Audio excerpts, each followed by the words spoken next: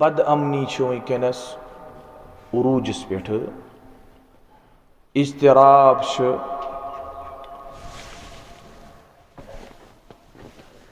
بے سکونی طرف پریشان کن حالات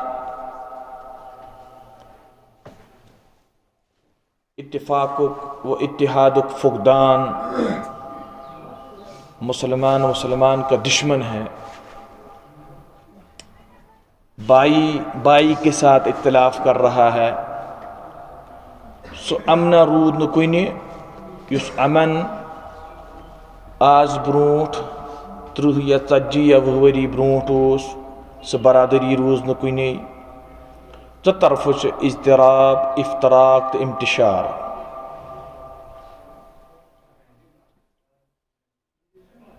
امن کت کن اتفاق کت کن گژھِ پہلے زمانے میں اگر مشرقس مز مسلمان آسان اگر تکلیف اس گسان مغربک اس مسلمان اس آسان تمس اس محسوس گسان تم سز تکلیف اب یہ بھائی چارہ بھی نہیں رہا اب اس چیز کا حل کیا ہے یہی حالات جو تھے عرب کے اندر تھے اما یہ حالات اس عرب اندر لڑائی بت پرستی شرک کفر طاغوت قتل یہ چیزیں عروج پر تھی اللہ تعالیٰ نے محمد رسول اللہ صلی اللہ علیہ وسلم کو مبعوث فرمایا نبی علیہ السلام نے جہالت کے جتنے بھی کام تھے وہ سارے ختم کیے اور قرآن مجید کا تعارف کرایا لوگوں نے قرآن کو اپنے آنکھوں پہ لگایا اپنے گلے سے لگایا بد امنی افتراق انتشار کو ختم کتاب سوز حضرت اللہ جل جلالہ و جل مجدہ افتراق تو انتشار تو منکرات ختم کرنے خطر سید سوزن معلم اعظم امام اعظم امام الانبیاء محمد الرسول اللہ صلی اللہ علیہ وسلم قرآن غالب کیا گیا چپے چپے پہ غالب ہوا امن کی لہر اٹھی پورے عالم کے اندر چھا گئی اد کو ثابت کہ اگر افتراق ختم کرنا چاہتے ہو پہلے قرآن سے اپنی نسبت بناؤ قرآن ایک روحانی اور الہامی کتاب ہے قرآن صرف برکت کے لیے پڑھنے کے لیے نہیں آئی ہے اگر کسی کے گھر میں جن ہو تو اٹھاؤ قرآن تو پڑھنا شروع کر دو اس چیز کے لیے قرآن نہیں ہے ہاں یہ بھی ایک شعبہ ہے لیکن قرآن ایک عالمی کتاب ہے قرآن ایک دستور ہے قرآن ایک قانون ہے قرآن ایک ہدایت کی کتاب ہے جو اللہ نے مسلمانوں پہ نازل کی بذریعہ محمد رسول اللہ صلی اللہ علیہ وسلم ایس نشکت کا نبوسیو ہمارے پاس وہ بزرگ آئے جو ہزاروں میل پیدل چل کے نہ ٲسک زیادہ راہ نہ ٲسک فیسلٹی تم آئے بڑے بڑے پہاڑ سر کر کے ہمدان سے ایران سے عرب سے یہاں پہنچے تو انہوں نے ہمیں یہ قرآن مجید امانت کے طور پہ دے دیا کہ بھائی اب یہ امانت ہے اب اس کے محافظ کشمیریوں آپ ہو سید بلبل شاہ کشمیری رحمہ اللہ اللہ تعالیٰ کے نزگری کے رحمت انہوں نے قرآن مقدس ہمارے حوالے کیا میر سید علی حمدانی رحمہ اللہ انہوں نے قرآن مجید ہمارے حوالے کیا ساتھ میں سۭتی دِژٕکھ عقیٖدٕچ اکھ کِتابا اکھ تتھ چھِ ونان اورات فتح عقیٖدٕچ کِتاب یِتھ کٔنن جامعن منٛز تہٕ یونیورسٹین منٛز چھِ یِوان العقیدۃ الطحاویہ پرناونہٕ عقیٖدٕچ کتاب کیازِ عقیدہ بنیاد ہے جس کا عقیدہ صحیح نہیں ہے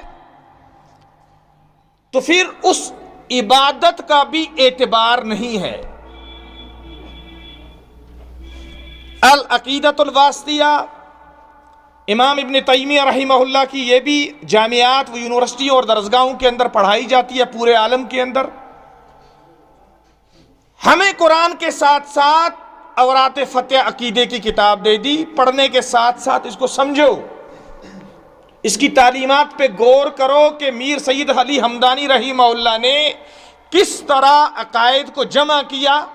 پھر اس کے بعد کشمیریوں اس پہ غور کرو, جس شرک کی دلدل کے اندر تم پھنسے ہوئے تھے, تمہارے ہزاروں بھگوان و خدا تھے جن کے سامنے تمہارے ماتھے جھکتے تھے, شرک اور کفر کی دلدل کے اندر پورے پھنسے ہوئے تھے. اس شرک اور کفر کی دلدل سے تمہیں نکالا, تمہیں تعلیمات کے طور پر کتاب القرآن دے دیا گیا اور اورات فتح دے دی گئی. نہ چھ قرآن مجید سۭتۍ انصاف یوان کرنہٕ, نہ چھ صحیح معنن منٛز اورات فتح سۭتۍ یوان انصاف کرنہٕ. اورات فتح پڑھنے کے ساتھ ساتھ سمجھنی ہے. اور قرآن نے کہا اِنَّا نَحْنُ نَزَّلْنَا الذِّكْرَ وَإِنَّا لَهُ لَحَافِظُونَ, میں نے قرآن کو نازل کیا, محافظ تو چھس بئی, حفاظت کرن وول تو چھس بئی. نت ٲسۍ عربی زانان, عربی زبان امچ فصاحت تہٕ بلاغت تہٕ باریکی ٲسۍ عرب زانان, عربس منٛز ٲس شاعری تہِ عام, مگر قرآن نے چیلنج کیا. جب قرآن حضور پہ نازل ہوا, مشرکین مکہ نے تانا دیا یہ جادو ہے, حالانکہ جوتی اس نے کی, کہا کہ یہ شاعری ہے, حالانکہ شاعری تیچ نے کی. قرآن کہتا ہے وَإِن كُنتُمْ فِي رَيْبٍ مِمَّا نَزَّلْنَا عَلَىٰ عَبْدِنَا فَأْتُوا بِسُورَةٍ مِّن مِثْلِهِ وَادْعُوا شُهَدَاءَكُم مِّن دُونِ اللَّهِ إِن كُنتُمْ صَادِقِينَ. جو کتاب میں نے محمد رسول اللہ پہ نازل کی ہے, اگر تمہیں اس پہ کسی قسم کا کوئی شک ہو, فرمایا اس جیسی سورہ یا آیت بنا کے لاؤ. اللہ فرماتے فَإِن لَّمْ تَفْعَلُوا وَلَن تَفْعَلُوا, نہ چیلنج یہ ہے کہ تم ہرگز اس جیسی کوئی آیت, اس جیسی کوئی سورہ بنا کے نہیں لا سکتے. 1440 وری گئے, جتنے بھی اس وقت کے عرب جاننے والے تھے, ایام جہلت میں اپنی زندگی گزار رہے تھے, انہوں نے اس کے مقابلے میں کسی قسم کا کوئی کلام نہیں بنا سکا. تو یہ ہے لا ریب فیہ ھدی للمتقین. اس وقت جو انتشار ہے ہمارے درمیان, اس وقت جو بد امنی ہے مسلمانوں کے درمیان, اچھ بنیادی وجہ یہ ہے کہ کلام اللہ ہمارے درمیان ہے, لیکن اس کی تعلیمات پہ ہم نے کبھی غور نہیں کیا, اس کی تعلیمات کو ہم نے کبھی غالب نہیں کیا. پن پنی آج ساری قرآن مجید پران, بچ پران, تو تی پران, بزرگ تی پران, جوان تی پران, برکت قدر پران, صبح وطن پران, مگر اچھا نہ پڑھو. اسے پڑھنا نہیں کہتے. پڑھنا یہ ہوا کہ قرآن مقدس جو ہے, اس قرآن مجید کے اندر, اب یہ دیکھیں قرآن جو ہے, انگریز کس طرح سمجھتے ہیں اس قرآن کو, یہودی کس طرح سمجھتے ہیں اس قرآن کو. آپ دیکھیں علم طب ٲسِن, جراحت ٲسِن, جراحت گو سرجری, جراحت کیا گو آپریشن, علم طب ٲسِن یعنی ڈاکٹری, علم طب ٲسِن, جراحت ٲسِن, ریاضی میتھ, فلکیات ٲسِن, زراعت ٲسِن, باغبانی ٲسِن, اسلحہ سازی ٲسِن, فن تعمیر ٲسِن, ٹیکنالوجی یا ایجادات ٲسِن. یہ ہمارے کلام پاک کے اندر ان چیزوں کا تذکرہ موجود ہے. عبادت گو ٲستی, مگر ان چیزوں کا تذکرہ ہمارے کلام پاک کے اندر موجود ہے.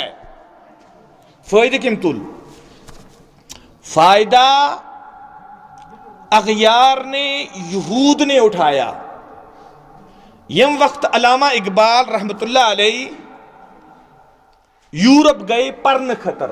علامہ اقبال رحمت اللہ علیہ بڑے صوفی بزرگ تھے, بڑے اونچے بزرگ تھے. انہوں نے شعر و شاعری جو کی ہے, اگر اس شعر و شاعری کے اندر انسان گوتہ زن ہو جائے تو برابر قرآن اور سنت کی ترجمانی ہوتی ہے. کہ اشعار ترایت یم وقت علامہ اقبال رحمت اللہ علیہ کو دینی کنسپٹ نہیں تھا, تم وقت تم اشعار ونمت, البتہ تم چن قرآن حدیث سے جوڑان کہ تم پت جب اسے معرفت الہی حاصل ہوئی, عشق رسول حاصل ہوا, اس کے بعد جو علامہ اقبال رحمت اللہ علیہ نے شاعری کی ہے وہ برابر قرآن اور سنت کے موافق اور مطابق ہے. تو علامہ اقبال رحمت اللہ علیہ جب یورپ کی کتب خانوں میں گئے, لائبریریوں میں گئے, تو انہوں نے وہاں دیکھا کہ یور اوسس ویژن تھی, یہاں سے اسے قرآن مجید پہ زبردست نظر تھی, یہاں احادیث رسول پہ اسے نظر تھی. جب اس نے وہاں کتب خانے دیکھے, ان کتب خانوں کے اندر مسلمانوں کی کتابیں دیکھی, ان کتابوں پر ورق جو ہو رہا تھا وہ انگریز کر رہے تھے, ان کتابوں کی شرح جو کر رہے تھے وہ انگریز کر رہے تھے, یہودی کر رہے تھے. تم پت ونن وہ شعر دپن مگر وہ علم کے موتی, مگر وہ علم کے موتی کتابیں اپنے آبا کی, مگر وہ علم کے موتی کتابیں اپنی آبا کی. جو دیکھی ان کو یورپ میں, جو دیکھی ان کو یورپ میں تو دل ہوتا ہے سی پارا. دپن ہے ام کتاب گسان آسن مسلمانن نش, ام کتاب گسان آسن مسلمانن نش, قرآنس پیٹ گسے ورق گسن مسلمانن ہند, مگر یہ وش میں یورپس اندر اہندن کتب خانن اندر جو دیکھی میں نے یورپ میں تو دل ہوا سی پارا. سی پارا کو ٹکڑوں گو, میرا دل ٹکڑے ٹکڑے ہو گیا. جو چیز مسلمانوں کو حاصل کرنی تھی وہ انگریز حاصل کر رہے تھے, جس چیز پر مسلمانوں کو ورک کرنا تھا, محنت کرنی تھی, جدوجہد کرنا تھا, وہ دیکھا کہ وہ انگریز کر رہے ہیں. یہی وجہ ہے اس وقت کی دنیا میں انگریز لوگ جو ہیں ہر شعبے کے اندر آگے ہیں. اگر تو ہی قرآنی علوم و فنون حوالہ کسی یہودی کے ساتھ آپ مناظرہ کرو گے یا ڈسکس کرو گے, مچھن باسا ازیک مسلمان ہے کہ زیر کریت یا قرآنی معلومات کے حوالے تھے یا قرآنی اسٹڈی کے حوالے سے جتنا پتہ یہودی کو ہوگا, انگریز کو ہوگا, عیسائی کو ہوگا, اتنا مسلمان کو پتہ نہیں ہے. اس کی بنیادی وجہ یہ ہے ہمدانی مشن یوسوس, ہمدانی مشن. ہمدانی مشن کیا ہوس لا الہ ہمدانی مشن کیوں کیا اس کے کشمیر اسمت ما آو کا صحابی, ہندوستان اسمت سے صحابی آمد, ہندوستان اسمت سے صحابی آمد. ات پہ محرخینو کتاب لشمس کہ دپان 15 شرح صحابی آمد, دپان گجرات اسمت اہند مقبر کے ہیں. تو بہرحال یہ ایک تاریخی بات ہے, لیکن کشمیر میں اصل میں کوئی صحابی نہیں آیا ہے. کشمیر میں کون آئے؟ کشمیر اولیاء کرام آئے. کشمیر میں کون آئے؟ علماء آئے, فقہاء آئے, محدث آئے, مفکر آئے. کشمیر میں جو اسلام پھیلا یہ اصل میں ہمدانی مشن تھا. لا الہ الا اللہ. ہر گھر کے اندر 100 بت رکھے گئے تھے. تاریخ کہتی ہے ہزاروں بت تھے. بارش کا بت الگ تھا, دھوپ کا بت الگ تھا, حاجت روائی کا بت الگ تھا, جناب من شفا یابی کے لیے بت الگ رکھا گیا تھا. تو ہمدانی مشن جب آیا یہاں, ہمدانی مشن نے سب سے پہلے کہا لا الہ الا اللہ, اللہ کے سوا کوئی معبود نہیں ہے. اس کے بعد قرآن دے دیا گیا, اور اس کے بعد اورات فتح دے دی گئی, اور اس کے بعد محمد رسول اللہ صلی اللہ علیہ وسلم کا فرمان دے دیا گیا. ہم نے تو لے لیا, البتہ یم سن اجداد آج سے 500-600 سال پہلے, 400 سال پہلے, 300 سال پہلے تم کور کر پھر محنت. اب جب نئی نسل آئی نئی نسل اس کلام پاک سے دور ہوتی گئی، دور ہوتی گئی، دور ہوتی گئی. تو علامہ اقبال رحمہ اللہ فرماتے ہیں وہ زمانے میں معزز تھے مسلمان ہو کر. کم صحابہ سلف صالحین، کم سلف صالحین، وہ زمانے میں معزز تھے مسلمان ہو کر. یعنی صحابہ کو اللہ پاک نے عروج دیا. صحابہ کو اللہ تبارک و تعالی نے شرق سے لے کر غرب تک ان کی حکومت تھی، شرق سے لے کر غرب تک خلافت تھی، ایک اسلامی نظام تھا. اور جو لوگ اسلامی نظام کو پکڑتے ہیں، جو لوگ اللہ تبارک و تعالی کے احکامات پہ عمل کرتے ہیں، جو لوگ قرآن مقدس کے احکامات کے سامنے سر خم کرتے ہیں، اللہ تعالیٰ سن چواد کیا چواد وعد اللہ الذین آمنوا وعملوا الصالحات، اللہ کا وعدہ ہے ان لوگوں کے ساتھ جنہوں نے ایمان لایا اور جنہوں نے نیک عمل کیے. لا یستخلفنہم فی الارض، میں تمہیں حکومت دے دوں گا پورے عالم کے اندر، پورے ملک کے اندر، پوری ریاست کے اندر میں تمہیں حکومت دے دوں گا، خلافت دے دوں گا. مگر شرط کیا تھون؟ الا الذین آمنوا وعملوا الصالحات. تو یہ الا الذین آمنوا کت کنی وعملوا الصالحات کت کنی؟ صرف کلام پاک کی اسٹڈی کرنے سے، کلام پاک کو اپنے اندر لانے سے. علامہ اقبال رحمہ اللہ نے فرمایا قرآن میں ہو غوطہ زن اے مرد مسلمان، قرآن میں ہو غوطہ زن اے مرد مسلمان، اللہ کرے تجھ کو عطا جدت کردار. ختم ہے ہمارا جدت کردار. ہمارا اخلاقی طور پہ اخلاق اور کردار جو ہے مفلوج اپاہج ہو چکا ہے ہمارا. وجہ کلام پاک ہمارے اندر نہیں ہے. کلام پاک ہمارے اندر ہے لیکن کلام پاک سے استفادہ کرنے کے لیے ہم لوگ تیار نہیں ہیں. کلام پاک پڑھنے کے لیے، سمجھنے کے لیے ہم تیار نہیں ہیں. ہمارا کردار جو ہونا چاہیے وہ قرآن ہونا چاہیے. سن کردار کیا کیسا سن؟ کلام پاک ہونا چاہیے. ہمارا قول اور فعل جو ہونا چاہیے کلام پاک ہونا چاہیے. سن عقید کیسا سن؟ کلام پاک ہونا چاہیے. ہمارا اقتدار و حکومت جو ہونی چاہیے وہ کلام پاک ہونا چاہیے. اور یاد رکھیں کلام پاک نے ہمیں عقائد سکھائے، عبادات سکھائی، اخلاق سکھائے، معاشرت سکھائی، معمولات سکھائے، سیاست سکھائی، معیشت سکھائی. یہ قرآن ہمیں سکھاتا ہے. یہی وجہ ہے کہ ایشنو عبادت سے ہی گسن کے مسجد امو بہنو طریق نوئی حشمت کی ہیں. نماز پڑھو ابھی بھی رسول اللہ صلی اللہ علیہ وسلم فرمایا تھا سلو کما رأیتمونی اصلی، نماز ٹھیک اسی طرح پڑھو جس طرح مجھے پڑھتے ہوئے دیکھا.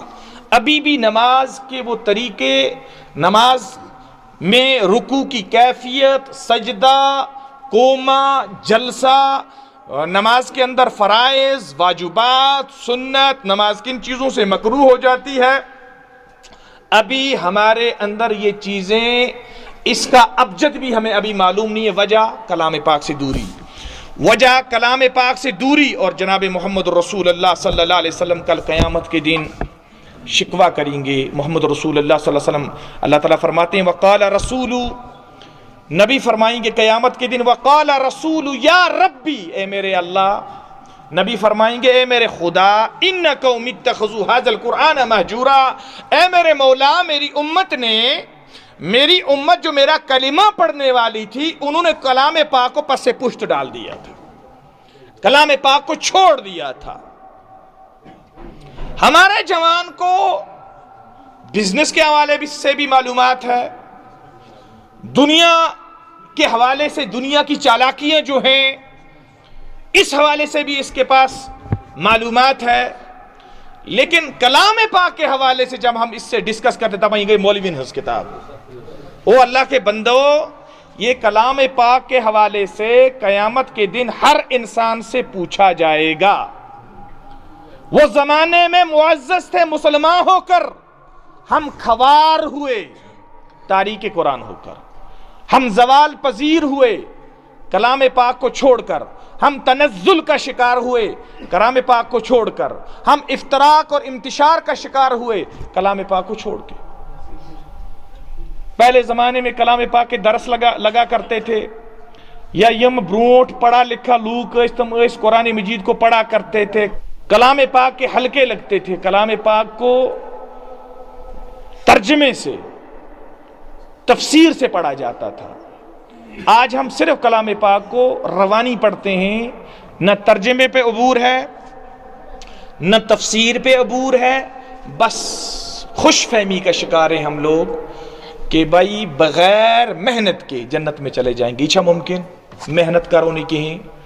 اللہ تعالیٰ نے جو کلام پاک ہمارے درمیان بھیجا ہے بذریعہ محمد رسول اللہ صلی اللہ علیہ وسلم، اس کلام پاک کے ساتھ ہم انصاف نہ کریں اور اس کے احکامات پر نہ چلیں اور خوش فہمی کا شکار ہو ہم خود بخود جنت میں چلے جائیں گے، یہ عقل خلاف کت، یہ شرع خلاف تھی کت۔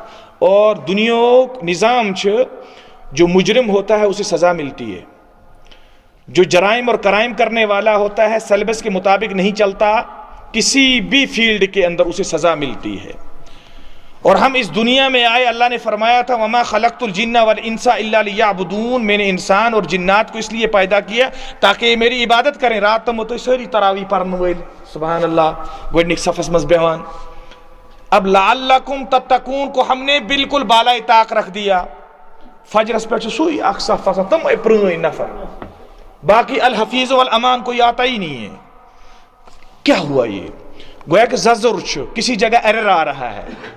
ایرر کہاں سے آ رہا ہے؟ ہمارے پاس کلام پاک کی تعلیم نہیں ہے، ہم کلام پاک کے ساتھ انصاف نہیں کر رہے، ہم محمد رسول اللہ صلی اللہ علیہ وسلم کے طریقے کے ساتھ انصاف نہیں کر رہے۔ یہی وجہ ہے انتشار کی، یہی وجہ ہے افتراق کی، یہی وجہ ہے اختلاف کی، یہی وجہ ہے کہ ہمسایہ ہمسائے کا نہیں ہے، یہی وجہ ہے کہ رشتہ دار رشتہ دار کا نہیں ہے، یہی وجہ ہے کہ برادریوں میں پھوٹ ہے، یہی وجہ ہے کہ بائی بائی کا نہیں ہے۔ اس کی اصل وجہ جو ہے، اس کے اصل محرکات جو ہیں وہ ہے کلام پاک کو پس پشت ڈالنا۔ جناب محمد رسول اللہ صلی اللہ علیہ وسلم نے فرمایا میرے صحابہ دلوں کو زنگ لگ جاتا ہے، فرمایا جس طرح لوہے کو پانی لگنے سے زنگ لگ جاتا ہے، آپ نے فرمایا میرے صحابہ دلوں پر بھی زنگ آ جاتا ہے، دلوں پر بھی کھائی آ جاتی ہے۔ فرمایا یا رسول اللہ صلی اللہ علیہ وسلم دور کرنے کا طریقہ کیا؟ فرمایا قال کثرت ذکر الموت، موت ایسیو کثرت سان یاد کران، موت ایسیو کثرت سان یاد کران، و تلاوت القرآن بیکے ایسیو کران، کلام پاک کچھ ایسیو تلاوت کران، کلام پاک کچھ ایسیو۔ اچھا یہ ہم پڑھا لکھا لوگ چھو یا لڑکے چھو، تمہارے پاس اگر اتنا ٹائم ہے تم کلام پاک کیوں نہیں پڑھتے؟